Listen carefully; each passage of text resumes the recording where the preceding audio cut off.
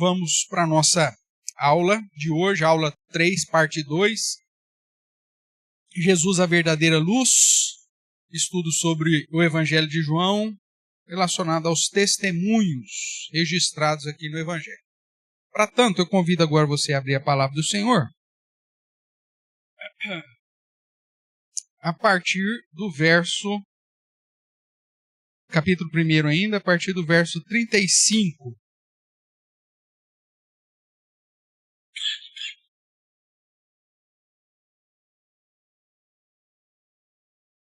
Nós vamos ler aí do verso 35 até o final do capítulo. Acompanhe a leitura que farei, portanto, de Evangelho segundo João, capítulo 1, a partir do verso 35. Diz assim, pois, a palavra do nosso Deus. No dia seguinte, estava João, no caso Batista, outra vez na companhia de 2 dos seus discípulos. E vendo Jesus passar, disse: Eis o Cordeiro de Deus. Os 2 discípulos, ouvindo dizer isso, seguiram Jesus. E Jesus, voltando-se, vendo que o seguia, disse-lhes: Que buscai? Disseram-lhe: Rabi, que quer dizer mestre. Onde assistes? Respondeu-lhes: Vinde e vede. Foram, pois, e viram onde Jesus estava morando. E ficaram com ele aquele dia, sendo mais ou menos a hora 10ª. Era André, o irmão de Simão Pedro, um dos 2 que tinham ouvido o testemunho de João e seguido Jesus. Ele achou primeiro o seu próprio irmão, Simão, a quem disse: Achamos o Messias, que quer dizer Cristo. E o levou a Jesus. Olhando Jesus para ele, disse: Tu és Simão, o filho de João, tu serás chamado Cefas, que quer dizer Pedro. No dia imediato, resolveu Jesus partir para a Galiléia e encontrou a Felipe, a quem disse: Segue-me. Ora, Felipe era de Betsaida, cidade de André e de Pedro. Felipe encontrou a Natanael e disse-lhe: Achamos aquele de quem Moisés escreveu na lei e a quem se referiram os profetas, Jesus, o Nazareno, filho de José. Perguntou-lhe Natanael: De Nazaré pode sair alguma coisa boa? Respondeu-lhe Felipe: Vem e vê. Jesus viu Natanael aproximar-se e disse a seu respeito: Eis um verdadeiro israelita, em quem não há dolo. Perguntou-lhe Natanael: De onde me conheces? Respondeu-lhe Jesus: Antes de Felipe te chamar, eu te vi quando estavas debaixo da figueira. Então exclamou Natanael: Mestre, tu és o Filho de Deus, tu és o Rei de Israel. Ao que Jesus lhe respondeu: Por que te disse que te vi debaixo da figueira, crês? Pois maiores coisas do que estas verás. E acrescentou: em verdade vos digo, que vereis o céu aberto e os anjos de Deus subindo e descendo sobre o Filho do Homem. Até aqui. Vamos orar mais uma vez? Pai querido, nós bendizemos o teu santo nome e te agradecemos pela leitura da tua palavra e clamamos para que o Senhor mesmo nos auxilie no estudo dela, de modo que possamos, ó Deus, sermos edificados e vermos as maravilhas do poder do Senhor, em especial durante o ministério terreno de Jesus Cristo. É o que nós oramos, agradecidos em Cristo Jesus, o nosso Senhor. Amém. Vamos lá, irmãos. Lembrando aí as questões, lembrando que o estudo do Evangelho de João tem como objetivo conduzir os estudiosos, os leitores, a crer que Jesus é o Messias, o Cristo, o Filho de Deus, e que uma vez crendo em Jesus, recebam ou tenham vida em seu nome.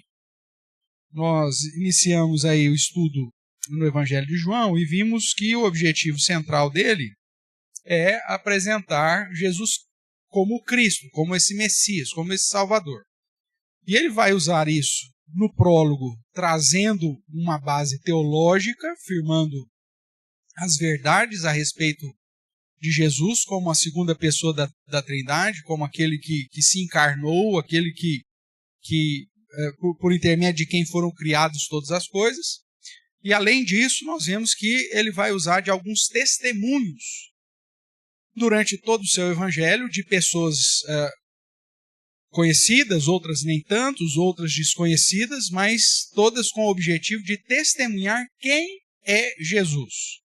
O primeiro testemunho que ele cita é o testemunho de João, que nós conhecemos como João Batista, o profeta que veio preparar a chegada do Messias. E nós estudamos isso na semana passada, vimos aí que João era essa testemunha primordial, por isso os holofotes iniciais aqui dos testemunhos são colocados sobre a pessoa de João, tamanho a importância de João e tamanho o reconhecimento, né, a popularidade que João Batista tinha no contexto do primeiro século, como diante dos homens um profeta enviado de Deus. E aí nós vimos que ele traz testemunho de quem é Jesus, para cumprir, né, a profecia da chegada do Messias, e caminhamos aí reconhecendo quem era esse João, né, porque são tantos João que acaba confundindo, o apóstolo que escreve, João o Batista, João o pai de Pedro, ou seja, tem um monte de João na história aqui que acaba criando uma certa confusão. Então nós identificamos aí João com a ajuda dos outros evangelhos e depois vimos a respeito do testemunho que João Batista trouxe, apontando Jesus para a eternidade dele, né, a fonte de graça, de verdade, a fonte de revelação plena de Deus, a sua eternidade, ele como o Cordeiro de Deus que tira o pecado do mundo, como o próprio Filho de Deus, e também o noivo, isso lá no capítulo 3, o noivo que viria buscar o seu povo e a fonte da própria vida eterna. Então, João Batista traz esse testemunho a respeito de Jesus, tá certo? E aí, nós vemos que além, né, do testemunho aí de João Batista, nós temos outros personagens que João faz questão, o apóstolo João faz questão de agregar aqui como pessoas que deram testemunho de Jesus. Nós lemos aqui no capítulo 1 do verso 35 e 42, que vai aparecer aí a figura de André, né? A figura de André, que era um dos discípulos de João Batista. Veja que André já está envolvido, né, com a busca a respeito do Messias. E quando então ele ouve João Batista anunciando, ao ver Jesus passar, que Jesus era o Cordeiro de Deus, e imediatamente André vai atrás de Jesus, né, para ver quem de fato ele era, né? O verso 40, só relembrando, vai dizer: era André, o irmão de Simão. Na verdade, o evangelista João já está apresentando aqui alguns personagens importantes, né? Então, era André, o irmão de Simão, Pedro, um dos dois que tinham ouvido o testemunho de João e seguido Jesus. E então André volta, depois que passou aquela tarde lá com Jesus, ele volta, e a primeira pessoa que ele encontra foi o seu próprio irmão, Simão, a quem disse, veja aí o verso 41, o testemunho de André, né? Se vocês quiserem marcar aí, importante. Verso 41 ele disse: achamos quem? Achamos o... Está comigo ou você está em Nárnia? Vamos lá, verso 41, vai dizer, do capítulo 1, ele achou primeiro o seu próprio irmão, Simão, a quem disse: achamos o Messias.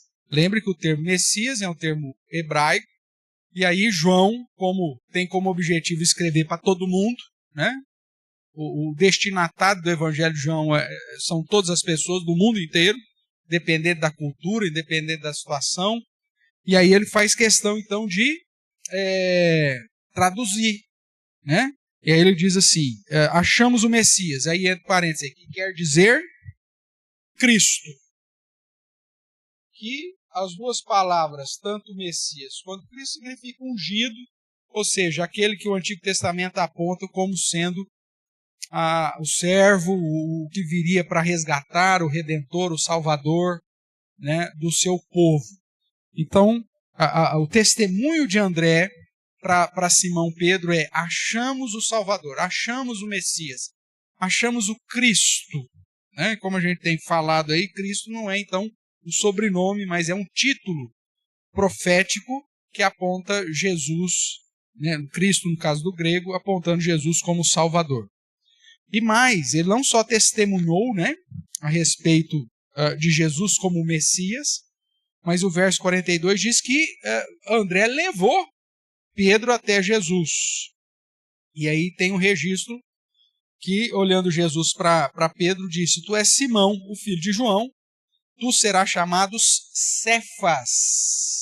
Também uma outra expressão na aramaica. E aí ele traz mais uma vez a tradução que quer dizer Pedro, que é a forma que Pedro acaba ficando mais conhecido durante o ministério terreno de Jesus. Tá certo? Então, o primeiro testemunho que nós encontramos aí, além do próprio testemunho de João Batista, é o testemunho de André, irmão de Pedro, declarando que Jesus é o Messias. Tudo bem?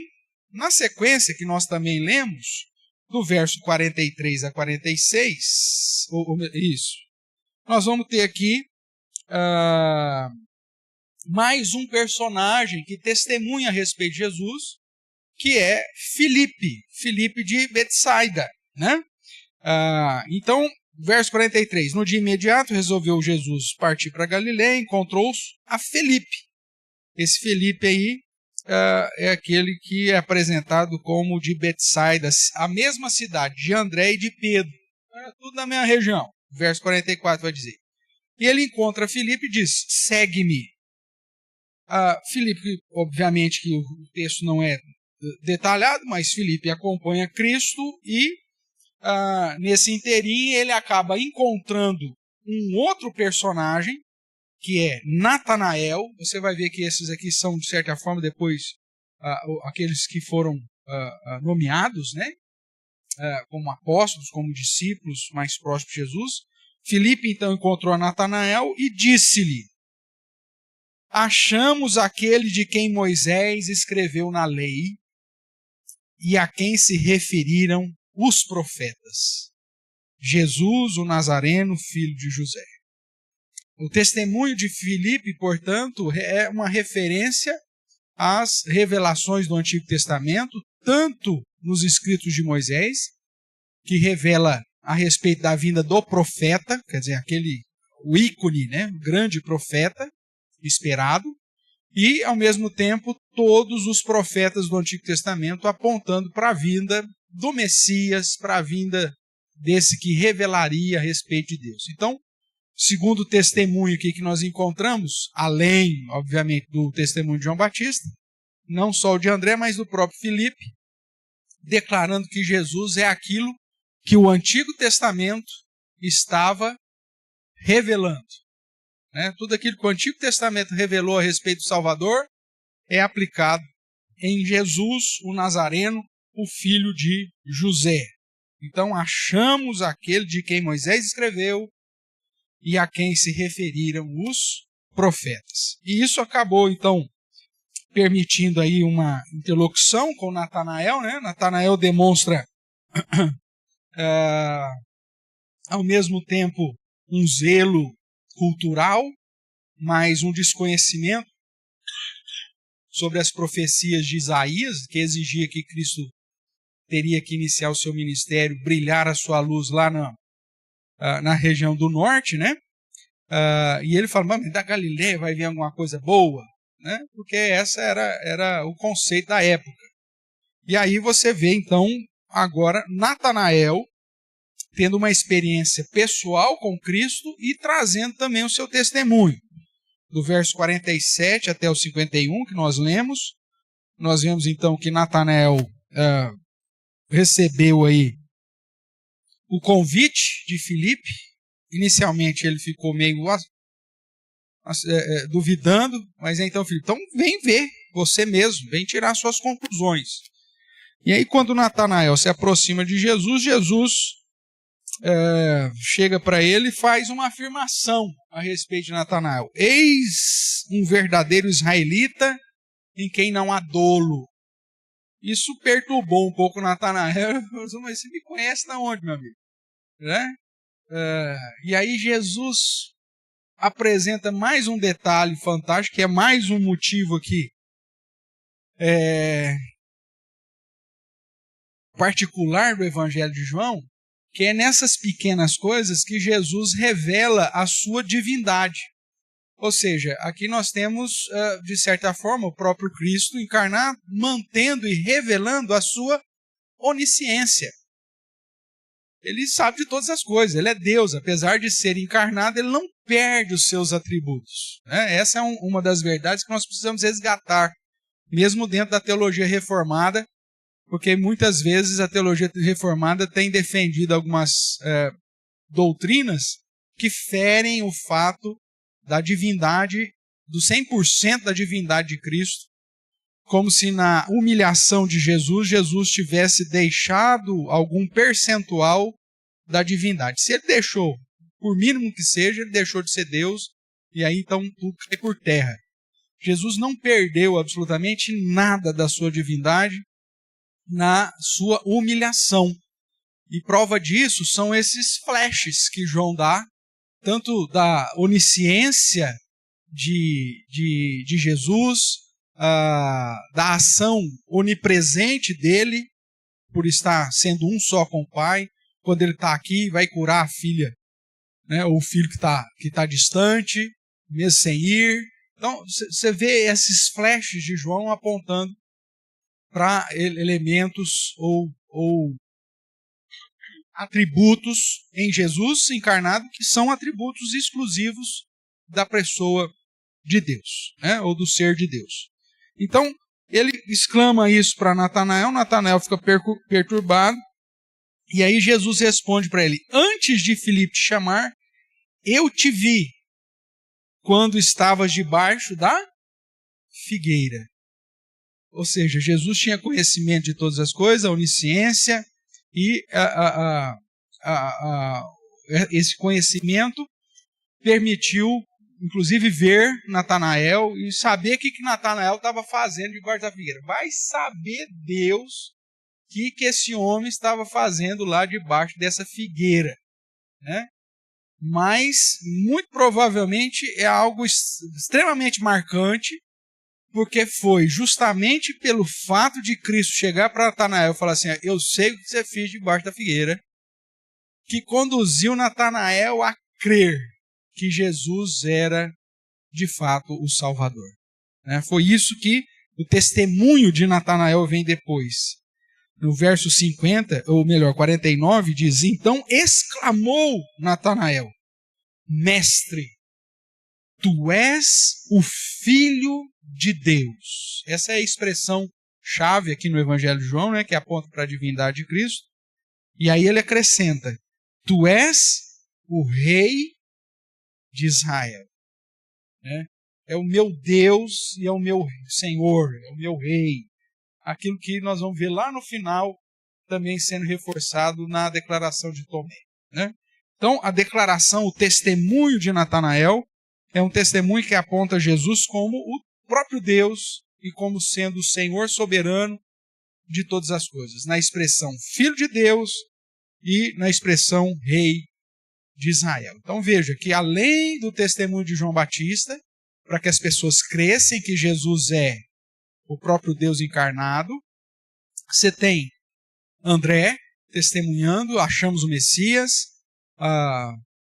Filipe testemunhando que encontrou aquele que Moisés e os profetas haviam revelado, e Natanael declarando abertamente, reconhecendo a divindade, o senhorio, a soberania de Jesus na expressão: tu és o Filho de Deus, tu és o Rei de Israel.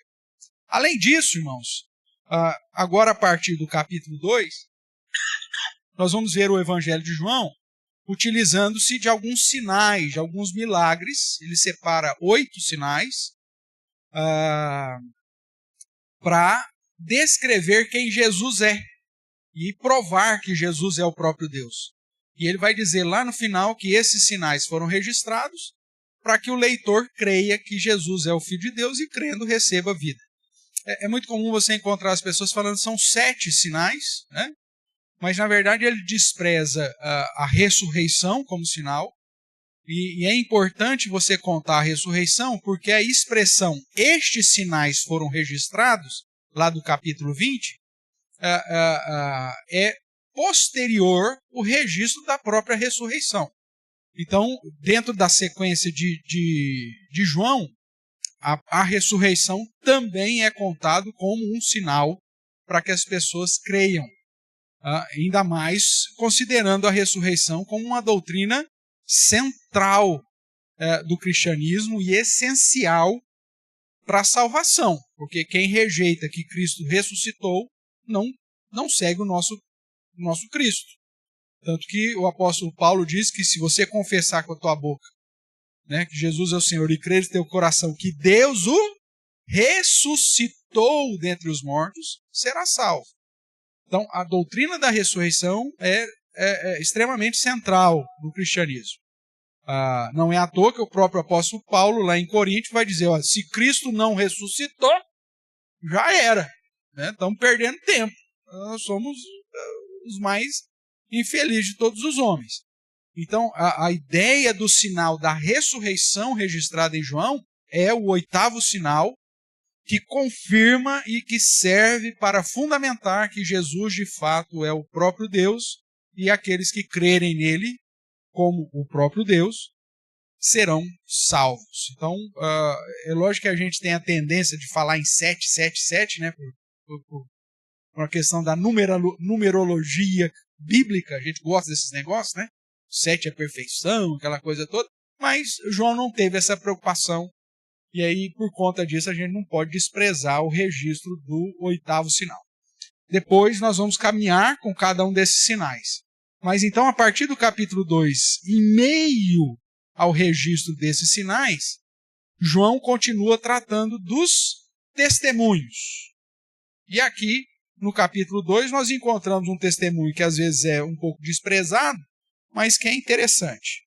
Veja lá, capítulo 2, nós não vamos ler todo o texto, mas vamos focar os testemunhos. Nós temos aqui o registro do milagre lá no casamento em Caná da Galileia, onde acabou o vinho, e Maria, a mãe de Jesus, chega para ele e fala, eles não têm mais vinho. Mas Jesus lhe disse, estou lendo o verso 4, mulher, que tenho eu contigo, ainda não é chegada a minha hora. Essa expressão aqui também é fantástica, nós vamos trabalhar isso mais à frente. Mas lembra que lá no capítulo 3, nesse modo cíclico de escrever e não linear, João vai usar o testemunho de João Batista para dizer que Jesus é o noivo. Lembra ou não? Se você olhar aí no capítulo 3, a partir do verso 22, você tem um registro aí do outro testemunho de João Batista. E lá no verso 29, João Batista vai dizer assim a respeito de Jesus. O que tem a noiva é quem? O noivo. O amigo do noivo, que era ele, que está presente e o ouve, muito se regozija por causa da voz do noivo, pois essa alegria já se cumpriu em mim. Então, João dá testemunho que Jesus é um noivo. E esse sinal do capítulo 2, você sabe que dentro da cultura judaica no casamento, a responsabilidade do casamento é do pai do noivo, não do pai da noiva, como na nossa cultura. Né? Eu brinco lá em casa que em relação a Duda e a Lolô, eu sou judeu, e em relação ao Samuel, aí eu sou ocidental. Né? Porque no contexto judeu, é o pai do noivo que paga toda a festa do casamento. Né? É ele que organiza todo. Então, pai do Licão, né, o pai do Vinícius, se vira, problema deles. E no caso do Samuel, aí eu volto a ser ocidental, e aí o presbítero Roberto se vira, e inclusive a Eliene já está até cevando um boi, né? Então, entenderam o esquema aqui. Mas, voltando para o contexto aqui do capítulo 2, então o casamento, a responsabilidade é do pai do noivo. É o pai do noivo que banca, né? E aí, quando Maria chega para Jesus e fala, acabou o vinho, Jesus fala, ainda não chegou a minha hora, ou seja, esse não é o meu casamento. Eu vou pagar lá na cruz pela minha noiva. Eu não dei dote por essa noiva. Eu não tenho a responsabilidade de gerar a festa, de gerar o vinho. Então, é nesse sentido cultural que você precisa entender a expressão de Jesus, ainda não é chegada a minha hora. Como não é chegada a minha hora? Ele já tinha começado um ministério, ele já estava chamando gente para segui-lo. Do que ele está falando? Ele está falando tão somente desse contexto cultural, numa festa de casamento, de que ele não era o noivo da festa e que, portanto, ele não tinha responsabilidade de bancar o casamento. Não era chegada às bodas do cordeiro, né? Então, é nesse sentido. E aí, é importante ver que no verso 5 nós temos um testemunho, mesmo que velado aqui, mas um testemunho de Maria, né? Não explícito, mas nós temos. Então, ela falou aos serventes do casamento. O que ela falou? Fazei tudo o que ele vos disser. É engraçado que às vezes os católicos usam esse texto para dizer, tá vendo? Pede para Maria que o filho faz. Não foi nada disso que aconteceu aqui, né? Ela simplesmente reconhece que ele tem poder para fazer qualquer coisa. Em nenhum momento é dito no texto que fala, se você pedir para Maria, Jesus vai fazer. Muito pelo contrário, ele já chega para Maria e fala, olha, o que eu tenho contigo? Ainda não é a minha hora. Mas, ao mesmo tempo, ela testemunha a respeito do poder de Jesus, sabendo que o que ele falar, a água para. Ou a água transforma em vinho, no contexto. Então, fazei tudo o que ele mandar. Se os católicos observassem essa expressão de Maria, né, e colocasse isso como uma prática a ser obedecida, né, quem segue Maria, se obedecesse o que Maria falou, fazei tudo o que ele vos disser. Você já não tinha mais nenhum problema de idolatria, de mariolatria, de qualquer outro desvio. Porque se fizer tudo que Jesus mandou, você não vai orar para Maria, você não vai adorar santos, você não vai buscar salvação por mérito. Ou seja, se os próprios católicos, aqueles que dizem que seguem Maria, fossem tão seguidores de Maria como dizem que são, e obedecesse o que Maria determinou aqui, o problema da idolatria, até dessa prática popular do catolicismo, seria sanado. O problema é que eles não obedecem o que Maria falou, né? Eles não fazem tudo o que Jesus disser, infelizmente. Mas aqui você tem um testemunho interessante da própria mãe do Senhor, reconhecendo a supremacia, a autoridade e o poder de Jesus, e esse testemunho não foi colocado aqui à toa pelo Evangelho de João. Na sequência, nós vamos para o capítulo 3, que aí dentro dos sinais e do percurso do ministério terreno de Jesus, João vai acrescentando ao testemunho de João Batista outros testemunhos. E aí nós chegamos no capítulo 3, testemunho de Nicodemos.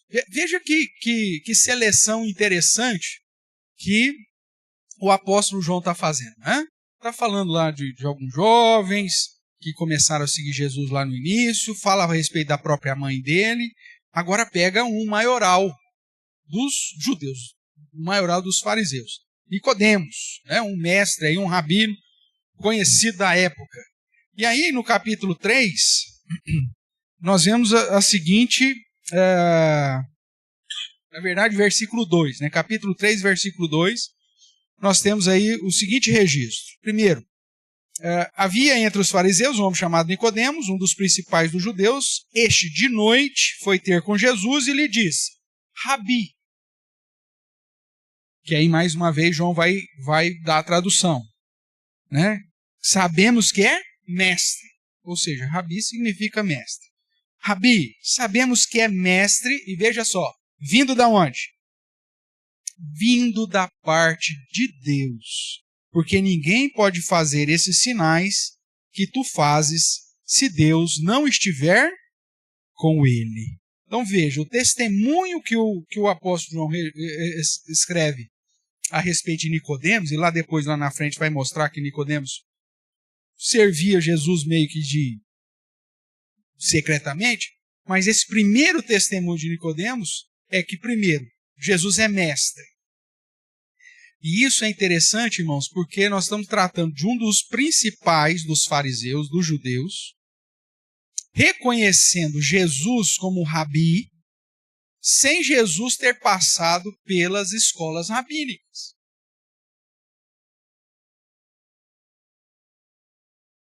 Então, o fato desse principal fariseuzão aqui reconhecer, chamar Jesus de rabi, ele está dizendo, olha, esse cara conhece muito das Escrituras. Porque esse título de rabi, ou rabino, só se dava para aquele que conhecia exaustivamente o Antigo Testamento. E esse é o testemunho desse principal dos judeus, que Jesus é mestre, que Jesus é rabi. E isso fundamentado no fato dos sinais. Observe aqui, interessante, irmãos, que o registro de João, aqui ele vai dizer assim, porque ninguém pode fazer o quê? O que está escrito aí? Ninguém pode fazer o quê? Estes sinais. Está no plural, você observou? Só que até agora em João só tem registrado que sinal? Só um do casamento. Para quebrar aquela ideia de que na tradição, né, católica principalmente, a gente fala, qual que foi o primeiro milagre de Jesus? Qual que foi? Não sei, meu amigo. Não foi Jesus transformar a água em vinho? Não, esse foi o primeiro que João registrou. Dos 8 que ele separou para registrar. Mas logo já no capítulo 3, você vê um dos principais fariseus já declarando que ele reconhecia Jesus como rabi, como mestre, vindo da parte de Deus, por conta de vários outros sinais. Porque ninguém pode fazer estes sinais se não for vindo da parte de Deus e se Deus não estiver com ele. Então, essa frase de Nicodemos já quebra essa ideia de que o transformar água em vinho tenha sido o primeiro sinal ou o primeiro milagre de Jesus. Não, Jesus já tinha feito vários outros sinais em outros momentos, dentre os quais João separou alguns, e desses que João separou, um deles é lá o casamento de Caná, que provavelmente é no início do ministério terreno de Jesus, porque foi realizado ainda no período que ele estava na Galileia, mas não necessariamente tem que ser o primeiro. Tudo bem? Mesmo porque Maria já sabia daquilo que Cristo podia fazer, daquilo que Jesus podia fazer. Tanto que fala, faz o que ele manda, porque eu já vi esse menino fazer algumas coisas. Porque se Jesus nunca tivesse feito absolutamente nada antes desse episódio, o que levaria Maria, né, falar o que falou?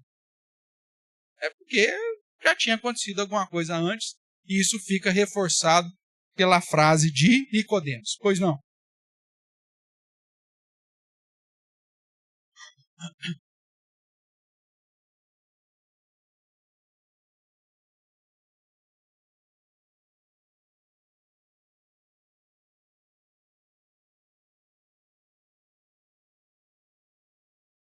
Sim, é uma questão pontual, muito bem observado. O registro do verso 11, capítulo 2, simplesmente indica que lá em Caná, esse foi o sinal que ele começou a fazer. Que muito provavelmente deve ter feito outros sinais ali em Caná. Tudo bem? Então vamos seguir. Então, Nicodemos, um dos principais dos fariseus, dos judeus, reconhece e dá o testemunho que Jesus é rabi, que Jesus é mestre, vindo da parte de Deus, e que Deus está com ele. Porque ninguém pode fazer esses sinais que tu fazes se Deus não estiver com ele. Então, mais um testemunho importantíssimo dentro do contexto judaico, onde você tem um líder judaico reconhecendo a posição de Jesus Cristo como mestre vindo da parte de Deus. Tudo bem?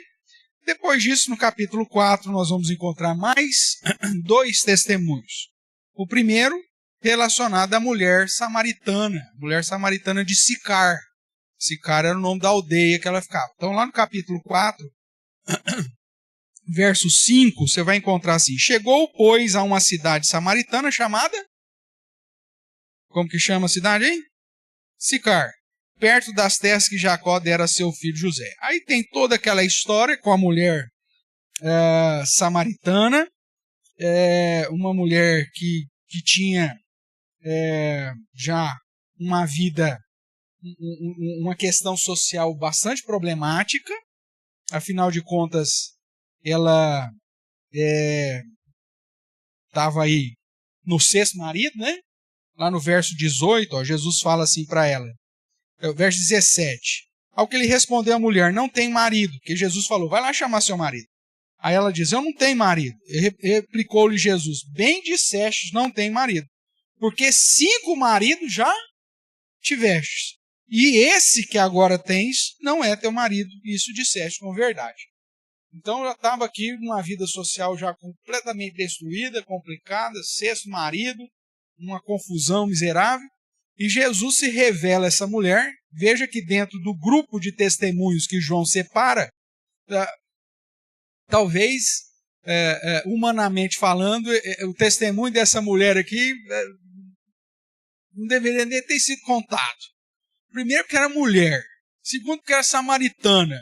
E ainda já no 6º marido, qual que é a autoridade que essa mulher tem? Mas a importância de João não é a autoridade necessária do testemunho, mas aquilo que a testemunha fala. E essa mulher reconhece, né, a necessidade do Messias. Aí o verso 19 ela diz: Senhor, disse a mulher, vejo que tu és profeta.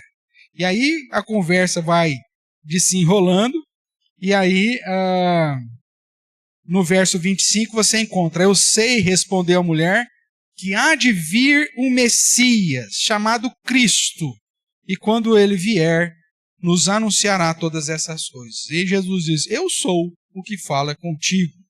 E aí lá no verso seguinte, né, nos versos seguintes, você vai ver essa mulher então correndo, né, vai para a cidade lá, e aí ela diz assim, o verso 28, quanto a mulher deixou o seu cântaro, foi à cidade e disse àqueles homens, ao testemunho, né, disse àqueles homens: vinde comigo e vede um homem que me disse tudo quanto tenho feito. Será esse, porventura, o Cristo? Ela afirma e, ao mesmo tempo, faz lá um questionamento até para gerar, né, uma intenção no coração desses homens. E saíram, pois, da cidade e vieram ter com ele. E aí, lá no verso 39, você encontra: muitos samaritanos daquela cidade creram nele, em virtude do quê? Do testemunho da mulher, que anunciara: ele me disse tudo quanto tenho feito. Ou uma mulher que testemunha Jesus como profeta e que depois reconhece ele como o Messias. Então, mais um testemunho que João faz questão de dizer que muitas pessoas creram por conta do testemunho dela, né? É nesse sentido, irmãos, permita parecer que aqui agora há pouco na reunião de oração, na devocional da reunião de oração, nós falamos do texto de Atos, capítulo 1, verso de 6 a 8. Depois de Jesus ressurreto, apareceu para os seus discípulos reunidos, aí alguém pergunta para ele: Senhor, é chegado o tempo em que o Senhor restaure a sorte a Israel? E Jesus falou: olha, não vos compete saber tempo, nem época, e muito menos ficar sabendo daquilo que Deus reservou para o seu próprio poder. Você vai receber o Espírito Santo, vai receber poder ao descer sobre você o Espírito Santo, para você ser minhas testemunhas. E aí eu falava na reunião de oração que muitas vezes nós temos distrações na vida, e às vezes distrações lícitas, né? Distrações teológicas, distrações escatológicas, distrações reformadas, distrações institucionais, ou até das questões da vida, e nos esquecemos que o principal motivo da nossa existência, uma vez como discípulos de Cristo, é testemunhar. O Evangelho de João está dizendo isso.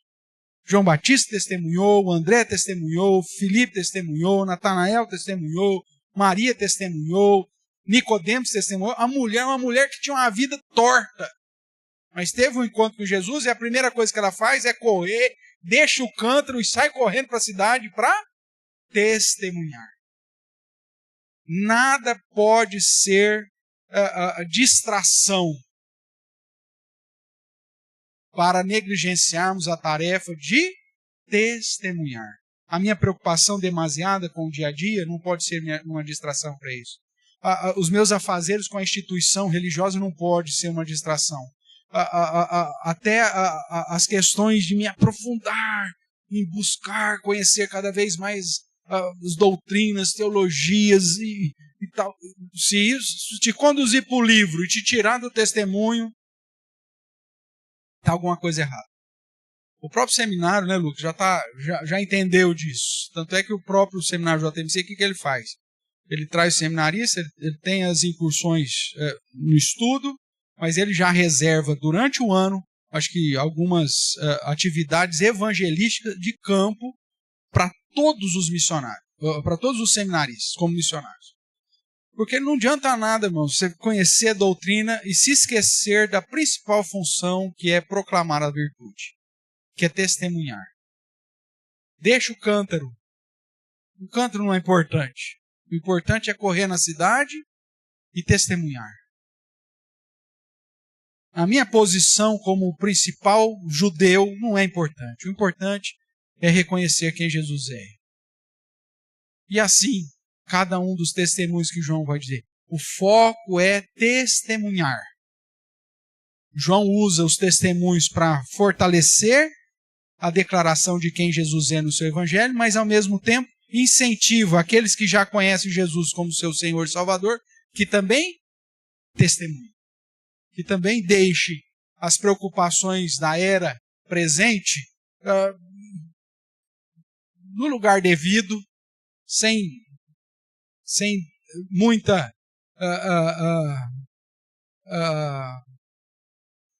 sem demasiadamente gerar ansiedade e preocupação, né, o zelo com as coisas desse mundo, para focar naquilo que mais importa. Então Jesus diz, por favor, não te interessa se chegou a hora de eu voltar ou não te interessa se Deus vai restaurar a sorte de Israel ou não te interessa o tempo que Deus reservou para a sua própria autoridade. O que te interessa é, sob o poder do Espírito Santo, testemunhar. Sereis minhas testemunhas. É isso que importa e é isso que João está apresentando.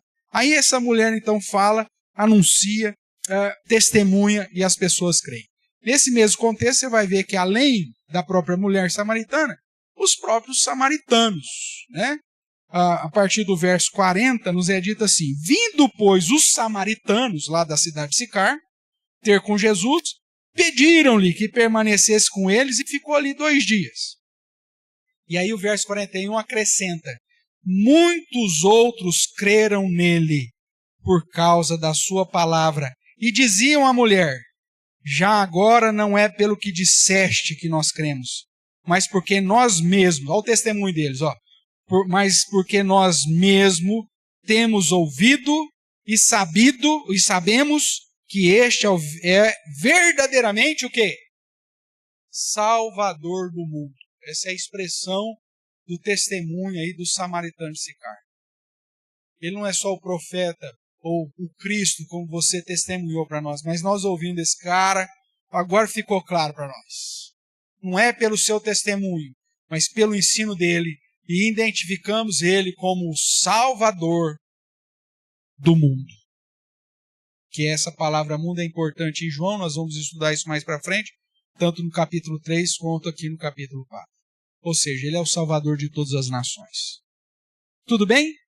Então, o testemunho aí dos samaritanos. Ele é o Salvador do mundo. Correndo um pouquinho mais aí à frente, lá no capítulo 9.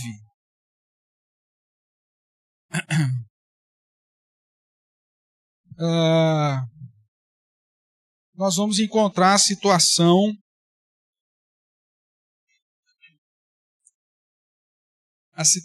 do cego de nascença, né? Antes disso, eu não coloquei aqui na sequência, mas voltem um pouquinho aí para o capítulo 6, né?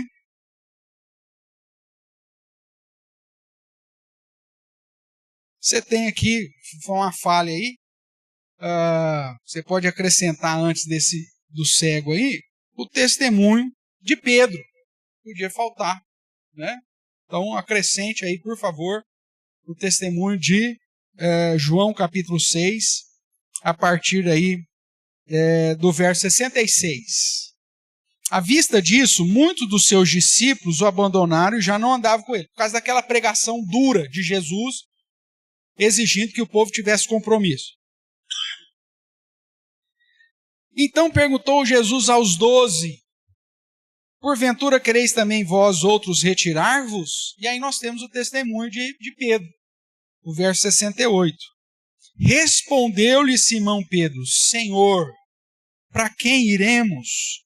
Tu tens as palavras da vida eterna, e nós temos crido e conhecido que tu és o Santo de Deus. Então veja, temos aqui mais o testemunho de Pedro, né? Apresentando Jesus como aquele que tem as palavras de vida eterna e com o título o Santo ou separado de Deus. Santo aqui é uma expressão hebraica que refere-se ao consagrado, ao tirado de lado, ao separado, o escolhido, separado de Deus. Tudo bem? Então você tem aí, por favor, acrescente o testemunho de Simão Pedro, capítulo 6, versos 66 a 69. Aí agora, João capítulo 9, você tem a história do cego de nascença.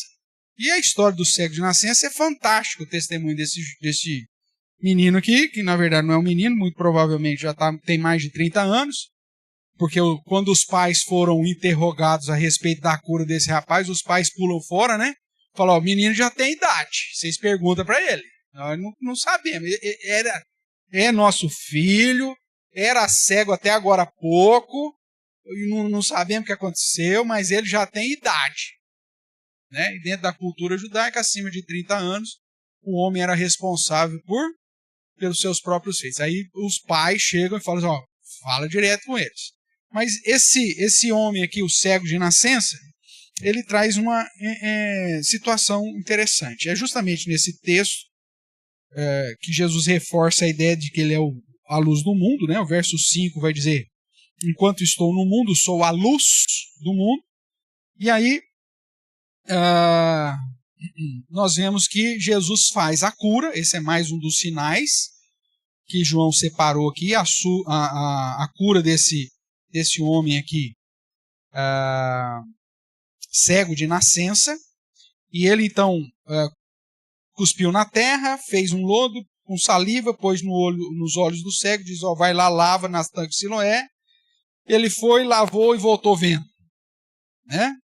E aí o verso 9 diz, uns dizia, é ele, outros, não, mas se parece com ele. E ele mesmo, porém, dizia, sou eu. Então é o cego mesmo. Né? E aí lhe perguntam, no verso 10, perguntaram-lhe, pois como te foram abertos os olhos? Respondeu ele, o homem. Presta atenção que aqui ele começa tratando como o homem. O homem chamado Jesus fez lodo, untou-me os olhos e disse, vai ao tanque de Siloé e lava-te. Então fui, lavei-me e estou vendo. Aí lá no verso 17 a história vai evoluindo, os fariseus ficam loucos da vida, justamente porque Jesus fez isso no sábado e tudo mais. Aí lá no 17, de novo perguntaram ao cego, que dizes tu a respeito dele, visto que te abriu os olhos? Aí ele responde, agora não é mais o homem Jesus, agora é o quem? Que está aí o verso 17, que é o quê? Que é profeta, respondeu ele. Opa, a visão física já foi restaurada, a visão espiritual agora começa a se abrir, né? E depois lá no verso 35, de todo o perrengue aqui registrado, você vai encontrar assim, ouvindo Jesus, que o tinham expulsado, encontrou e lhe perguntou, crês tu no Filho do Homem? Ele respondeu e disse, quem é, Senhor, para que eu nele creia? E Jesus lhe disse, já o tens visto, e é o que fala contigo. Então afirmou ele, creio. E que ele fala aí? Senhor. E o adorou. É a primeira vez que nós vemos aqui Jesus recebendo uma adoração. O fato desse cego reconhecer Jesus como Senhor e o adorá-lo, é que ele reconhece não só como Senhor, mas como sendo o próprio Deus. Porque dentro da cultura judaica, só Deus poderia ser adorado. Né? Então, nós vemos aí o testemunho desse cego apontando, é o homem chamado Jesus, depois é o profeta, e aí por fim fala, não, ele é o Senhor, ele é Deus com os seus atos, ele reconhece e testemunha que Jesus é digno de adoração e que, portanto, é o próprio Deus. Ok? Caminhemos.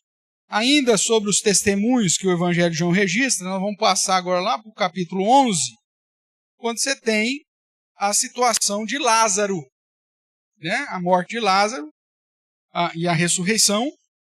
E aí você tem o testemunho de Marta e de Maria, as irmãs de Lázaro. O verso 27 nos diz assim, vou ler um pouquinho antes.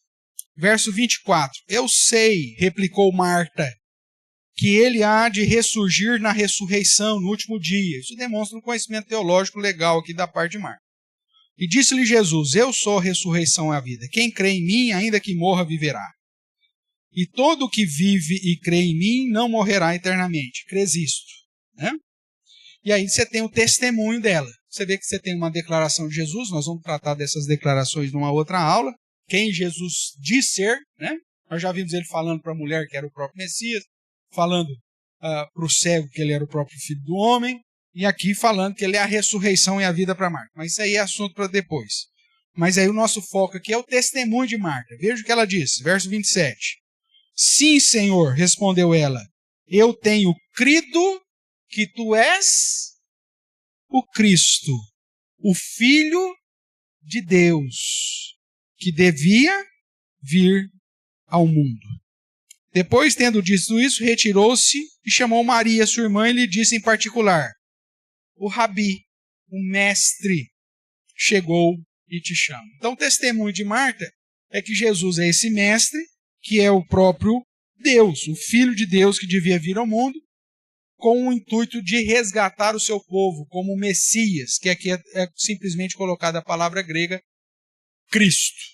Então, o testemunho de Marta é um testemunho fantástico. No verso 32, você vê Maria já falando. Quando Maria chegou ao lugar onde estava Jesus, ao vê-lo, lançou-lhe aos pés, dizendo, Senhor.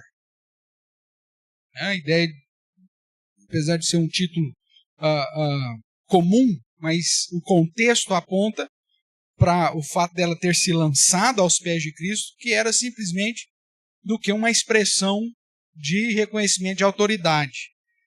E aí a afirmação que vem depois, o testemunho que vem depois, reforça o fato de que esse Senhor aqui é muito mais do que só autoridade. Se estiveras aqui, meu irmão não teria morrido. Ela reconhece que Cristo tinha o poder de não permitir a morte de Lázaro. Tanto é que depois acaba tendo mais um sinal registrado por João, que é a ressurreição de Lázaro. Então veja, o testemunho de Marta é que Jesus é o próprio Deus, é o Messias, é o Cristo, né? o Rabi, e que Maria, que é aquele que domina sobre a morte. São testemunhos importantes no Evangelho de João. Seguindo mais à frente, aí dando um salto aí lá para o capítulo 20, depois do período do Evangelho tratando de vários ensinamentos e da própria período aí preparativo para a crucificação, nós temos já, depois da morte de Jesus, a ressurreição dele no capítulo 20, e você vê o testemunho de Maria Madalena depois dela ter se encontrado com Jesus. No capítulo 20, então, lá no verso 15, você encontra assim: perguntou-lhe Jesus: mulher, por que choras? A quem procuras? Ela, supondo ser ele o jardineiro, respondeu: Senhor, se tu o tirastes, dize-me onde o puseste e eu o levarei. Disse-lhe Jesus: Maria. Ela, voltando-se, lhe disse em hebraico: Raboni, ou Rabi, que quer dizer mestre. Ok? Então, ela, o primeiro testemunho que ela reconhece que Jesus é o mestre, esse Raboni, ou esse Rabi, que é um termo específico muito chique. E o verso 18 vai dizer o do testemunho de Maria Madalena para os demais discípulos. Diz assim: então saiu Maria Madalena testemunhando, anunciando aos discípulos: vi o Senhor. Então, essa expressão Senhor aqui, né, como Adonai, no hebraico, muito provavelmente, traduzido aqui como doulos, como dono, mas a ideia de que essa expressão carrega um hebraísmo que aponta para o próprio Deus, e ele diz: e contava que ele lhe dissera essas coisas. Então, o testemunho de Maria Madalena para os demais discípulos. Depois, você já vai mais à frente, aí, no capítulo 20, o testemunho de Tomé. Está errado aí o versículo, é 28, tá? Se você quiser arrumar aí no seu registro, Tomé, capítulo 20, verso 28. Depois de Jesus ressuscitar, ter aparecido para os discípulos, Tomé não estava junto, Jesus aparece. Jesus aparece de novo e Tomé está lá. Então, verso 26. Passado 8 dias, estava outra vez ali reunidos seus discípulos, Tomé com eles. Estando as portas trancadas, veio Jesus, pôs-se no meio deles, pôs-se no meio e disse-lhes: paz seja convosco. E logo disse a Tomé: põe aqui o dedo e vês as minhas mãos. Chega também a mão e põe-na no meu lado.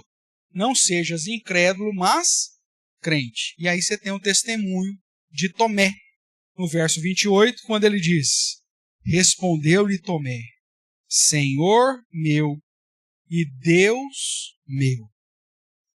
Disse-lhe Jesus: porque me viste e crestes?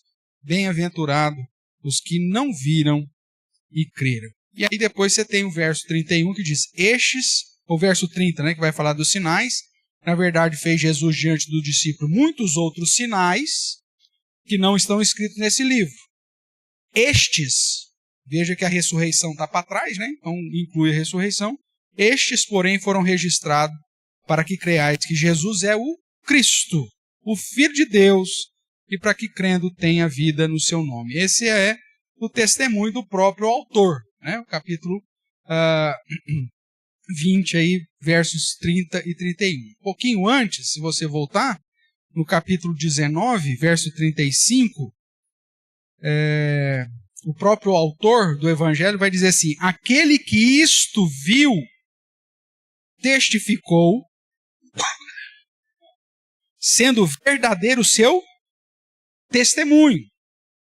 E ele sabe que diz a verdade para que também vós creiais. Então, João registra que todo o testemunho que ele está dando aqui é verdadeiro, porque ele viu, ele experimentou, ele sabe que é isso. E o objetivo do testemunho, que é todo o evangelho, é para que também vós creiais. E no capítulo 21, o finalzinho aí do evangelho, o autor vai dizer: este é o discípulo que dá o quê? Testemunho. É a palavra-chave, né? O testemunho. A respeito dessas coisas e que escreveu. E sabemos que o seu testemunho é verdadeiro. Há, porém, ainda muitas outras coisas que Jesus fez. Se todas elas fossem relatadas uma por uma, creio eu que nem no mundo inteiro caberiam os livros que seriam escritos. Então, João também acrescenta o seu próprio testemunho, como o evangelho, de um modo geral, para apontar que Jesus é o Cristo, o Filho de Deus, e em quem há verdadeira salvação. Tudo bem, irmãos? Então aqui nós temos uma relaçãozinha aí de vários testemunhos, acrescentando aí só o testemunho de Pedro ali que faltou, relacionado ao capítulo 6, mas você acrescenta aí nas suas anotações. Concluindo, irmãos, o apóstolo João, portanto, constrói o seu evangelho com o objetivo de conduzir o leitor a crer que Jesus é o Deus encarnado, o Messias prometido, o Filho de Deus, e uma vez crendo, recebam a vida eterna nele.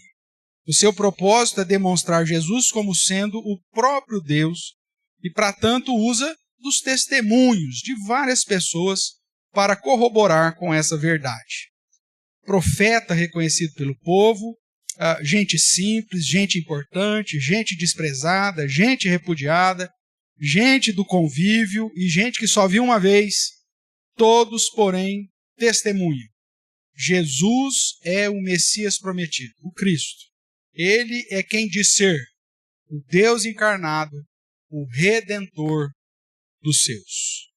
Que Deus possa, portanto, nos abençoar e que nós, semelhantemente a João e a todos esses outros irmãos do passado, possamos focar que o nosso objetivo, enquanto discípulos de Cristo, é também anunciar o testemunho de que Jesus é o Messias, o Filho de Deus, o Cristo, o Redentor, para que as pessoas, crendo nisso, possam receber da mesma salvação que um dia nos alcançou.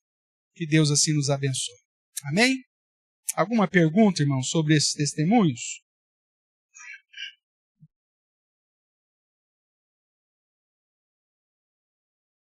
Tranquilo? Então, ótimo. Assim a gente avançou um pouquinho mais. Semana que vem, se Deus permitir, a gente entra na aula 4. Tá bom?